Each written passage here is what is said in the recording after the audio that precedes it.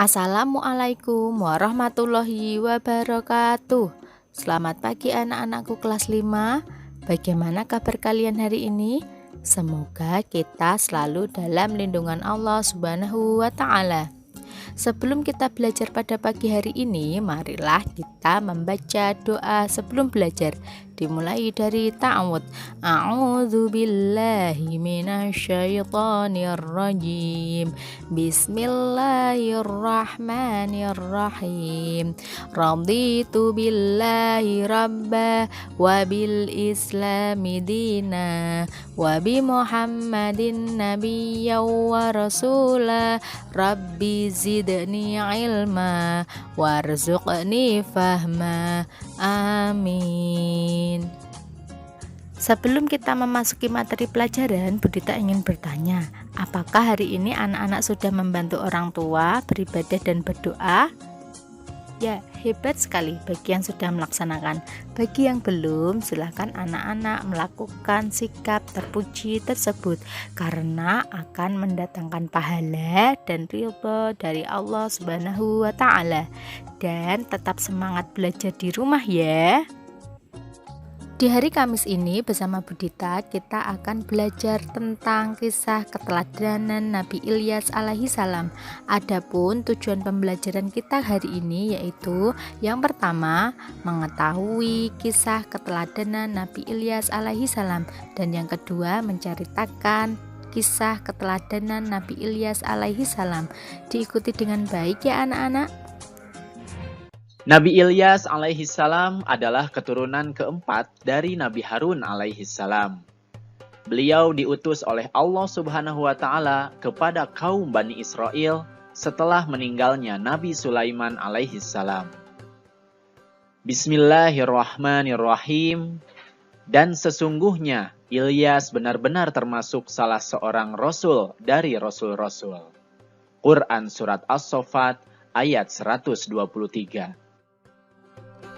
Pada saat itu, kaum Bani Israel menyembah patung berhala bernama Baal. Nabi Ilyas alaihi salam berdakwah bersama Nabi Ilyasa alaihi salam. Berulang kali Nabi Ilyas alaihi salam memperingatkan kaumnya, namun mereka tetap durhaka, menentang, dan bahkan hendak membunuhnya. Agar selamat dari kejaran orang-orang kafir, Allah Subhanahu wa taala menyuruh Nabi Ilyas alaihi salam untuk bersembunyi di dalam gua selama 10 tahun. Karena kedurhakaan orang-orang kafir itulah Allah Subhanahu wa taala menurunkan musibah kekeringan. Di sana tidak pernah turun hujan selama 3 tahun. Akibatnya banyak tanaman dan binatang ternak yang mati serta banyak pula penduduk mengalami kelaparan karena kekurangan makanan. Mereka baru tersadar bahwa seruan Nabi Ilyas alaihi salam itu benar. Kini, mereka pun mencari Nabi Ilyas alaihi salam untuk bertaubat. Akhirnya, Nabi Ilyas alaihi salam ditemukan bersama Nabi Ilyasa, dan mereka meminta maaf atas perbuatan yang telah dilakukan. Nabi Ilyas pun berdoa kepada Allah Subhanahu wa taala agar musibah kekeringan itu dihentikan. Doa Nabi Ilyas alaihi salam didengar dan dikabulkan oleh Allah Subhanahu wa taala. Setelah itu, kaum Bani Israel pun kembali hidup taat kepada Allah Subhanahu wa taala. Itu tadi kisah tentang Nabi Ilyas alaihi salam. Sekarang Budita ingin bertanya kepada anak-anak. Kira-kira keteladanan apa ya yang dapat kita ambil dari kisah Nabi Ilyas alaihi salam?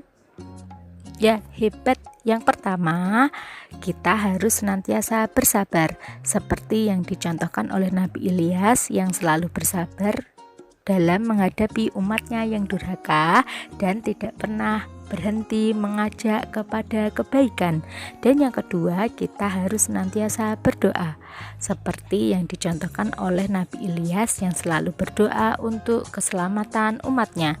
Dan yang ketiga, kita harus senantiasa taat kepada Allah Subhanahu wa taala. Bagi umatnya yang durhaka, Allah Subhanahu wa taala akan menurunkan malapetaka dan siksaan. Untuk kegiatan selanjutnya, silahkan anak-anak mengerjakan soal berikut. Cara mengerjakannya ditulis jawabannya saja di buku PAI. Demikian pembelajaran kita hari ini. Sebelum Budita akhiri, Budita tidak bosan-bosan untuk mengingatkan kepada anak-anak agar selalu mematuhi protokol kesehatan yang telah ditetapkan oleh pemerintah. Kita akhiri pembelajaran hari ini dengan membaca hamdalah bersama-sama. Alhamdulillahirabbil alamin. Banyak salah mohon maaf. Wassalamualaikum warahmatullahi wabarakatuh.